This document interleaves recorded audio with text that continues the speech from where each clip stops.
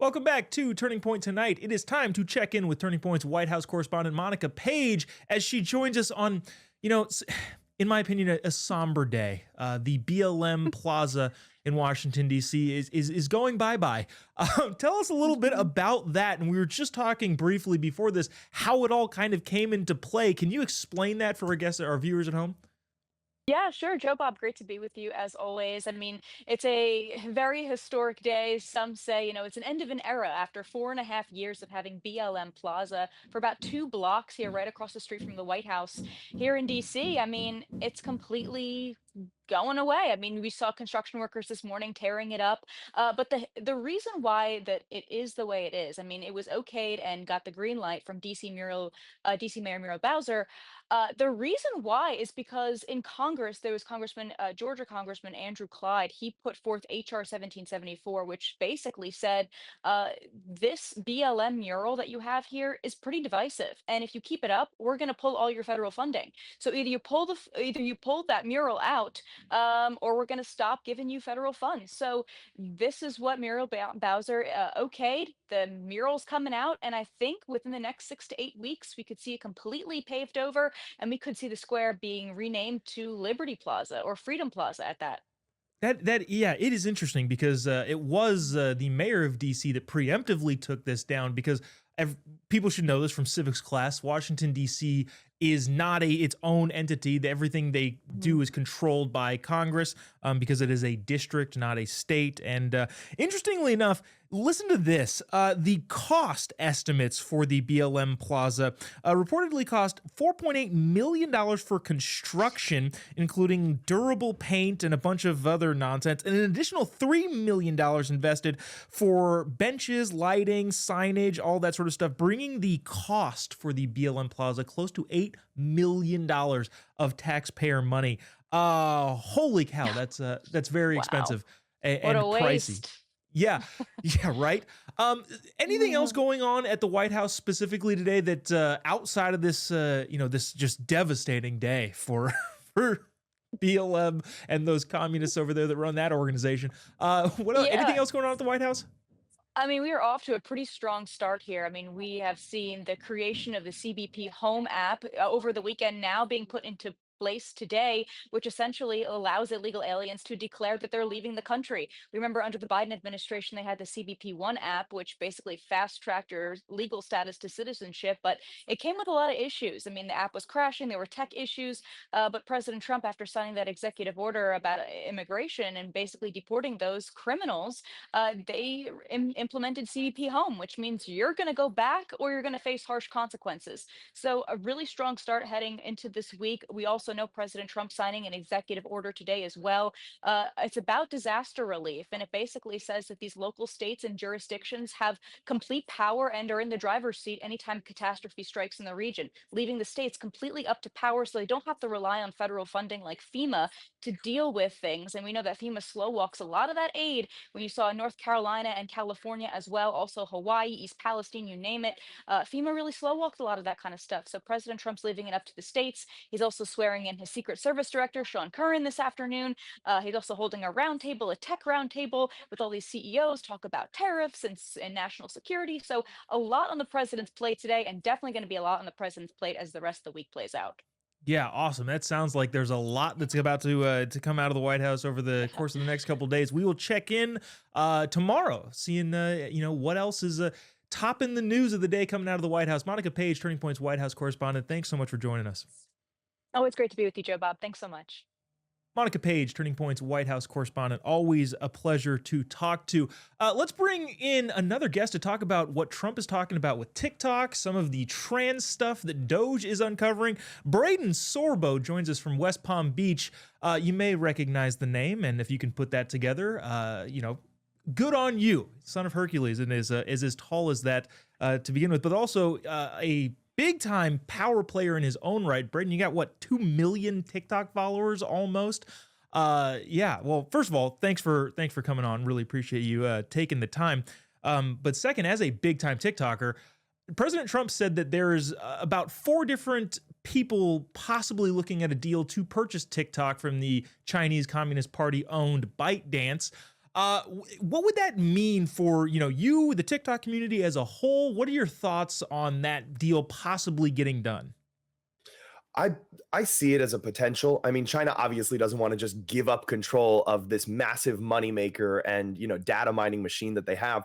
But it did go into effect, that ban, for what, 14 hours or so. And so they saw that the United States was actually willing to play ball. And that kind of put them on their heels a little bit. And so I, for one, I love the fact that TikTok gave me the platform that I have, but I also don't love the app itself just because it's China. So while I can be grateful to have the start that I did on TikTok, I can see the value in protecting American citizens.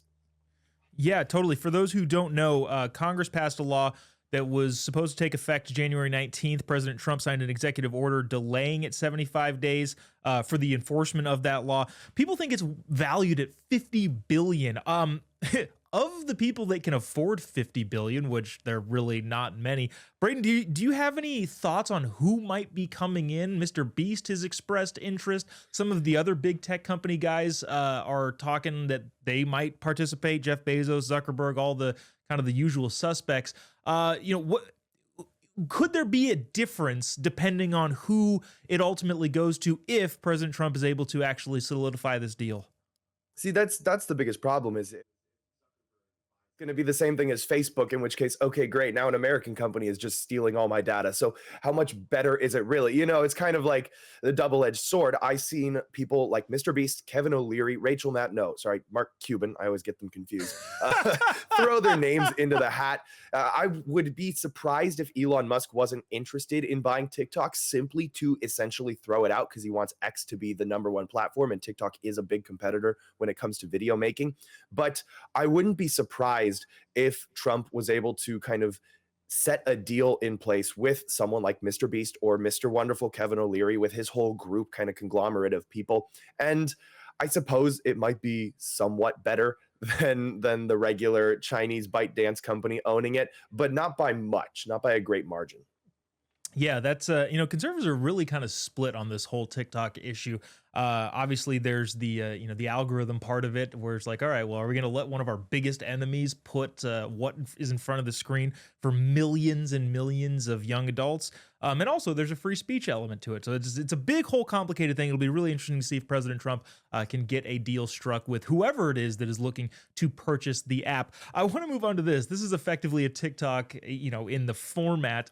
This is a clip from Andrew Scholes, and again, this really applies to you as authoring a book, Embrace Masculinity. Watch this clip, and we'll discuss on the other side. I told my wife, I was like, listen, if you want to choose the gender, we can choose the gender, okay? I'm just letting you know now, whatever gender we choose is going to stay that one. They're not coming back here 15 years later. I identify as, I got paperwork. I don't give a f- I spent 30 grand on a boy. I'm getting a f***ing boy, okay? You want to be a girl, you owe me 30 grand. I raised you better than that. You're not going to steal from me. I'll let you buy your freedom for 30 grand. You better go out there and get a f***ing job. That's what you better do. I recommend getting a job as a man, because women make 25% less. But listen, this is the life you're signing up for. I hope you're ready. I love that. Yeah, if you're gonna go through the whole process, pay all that money, and get a boy, you're gonna stay a boy. Braeden, your thoughts? I've always said that it's a man's duty, right? Like you said, the book Embrace Masculinity, I'll throw it up right here, and it's behind me as well. It's always a man's job, especially as a father, to take care of your family. And so what Andrew's doing brilliantly is poking fun at the narrative that the left has, where men don't essentially matter. I mean, there was a post I saw a little while ago of a guy who had a daughter, and his daughter came to him and said, "Dad, I'm transgender. I'm going to become a boy." And the dad goes, "Oh my gosh, so am I. I'm going to be a girl." And he essentially made fun of it so much, to the point where he was showing up in poorly pick up his daughter from school, and being so embarrassing that this trend sort of died out in the family. And now the daughter is a happy teenage girl living her life as she should. And so Andrew, with his comedic timing, is brilliant in poking fun at what the left is doing with the transgender movement, because Yeah. it's incredibly true. It is boy or boy. I posted International Women's Day was a couple days ago, and I said, "Happy International Women's Day. By the way, what is a woman?" Because so many people can't seem to figure out the difference between XX and XY chromosomes. And that's just the only way that we can really sort of poke fun through it, because science doesn't matter to the leftists. And so comedy is really going to strike a nerve. Yeah, it's best way to throw that in there is, you know, make fun of it and mock it until it goes away, which I think we're actually doing a pretty good job of doing. Speaking of things to make fun of and mock, the well, okay, this is crazy where it was coming from, but it's also crazy just in and of itself. Let me explain that. The U.S. Department of Agriculture canceled a grant worth $600,000 to study the menstrual cycles of transgender men. Secretary Brooke Rollins said on Friday, $600,000 was going to studying the menstrual cycles of women, which I think we actually know quite a bit about already. But these women specifically dress up like dudes and pretend. So that, I guess, warrants another $500,000. I don't know. What are your thoughts? I was really concerned when hearing you say that and reading the article for the first time, because I was going, okay, wait, are they studying men who think they're women? Because if you're a guy and you're bleeding down there, you should probably get it checked out. That's not a menstrual cycle. That's probably cancer. Like, don't fall into that trap. But it's so true, this absurd amount of money that we're wasting. Why do we need more money thrown at something that we're already spending money studying? Just because these women take testosterone and try to grow out a beard, we need to allocate over $500,000 for them. Frankly, I live in a house with two women, my sister and my mom. I don't ask questions. It's not my business. I don't need to know. All I know is, okay, they might be a little bit more moody or grumpy today. I'm just going to steer clear. Hey, mom, you want me to make you dinner? Because that'll keep me safe. And that's all I really care about. Oh, man, dude, I'm going to, because I'm married, I'm not going to condone those remarks, but I do know somebody who looks a lot like me that may or may not agree with you. Braeden Sorbo, author of Embrace Masculinity. Thanks so much for joining us. Really appreciate you taking the time. Thank you. Coming up, we got a great clip from the Alex Clark Culture Apothecary, who you just heard from in the first segment. Don't go away. We'll be right back after this.